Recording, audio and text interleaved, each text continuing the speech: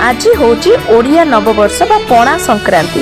प्रथमे तो आपण मानकु ओडिया नववर्ष उपलक्षे अनेक अनेक शुभेच्छा और शुभकामना। जेहेतु आज पणा संक्रांति तो चलतु बनैबा आज बेल पणा। बेल पणा माने मु बेल तो एथरे आड सियोर करिछि, ता सहित किछि फ्रूट्स भी आड जेमिति आंबो, सेउ, अंगूर, बेदना, कदली। तो ए फ्रूट्स गुरा भलो भाबरे धोई देकी ताकू मु छोट छोट पीस करके काटिकी प्लेट रे रखि देइथिलि। तापरे एपटे मु बेल भांगी की तादरु बेल बाहर कर देकी ताकू भलो भाबरे पानी देकी चकड़ी देइथिलि।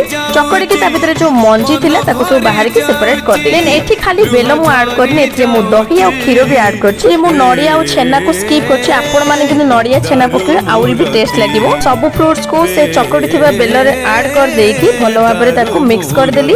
तापरे मु दही ऐड करिछि, सेतरे गुड़ भी ऐड करछि, चीनी। देन मु सेतरे खीर ऐड कर देली। खीर ऐड कर सला परे गोलमरिच गुंड, गुजराती गुंड ऐड करती भलो भाबरे मिक्स कर देली। बस रेडी हे गेला ओडिसा रो ऑथेंटिक बेल पणा। आपण माने पणा पीले ना नहीं कमेंट रे जणेबे। रहुछि, धन्यवाद।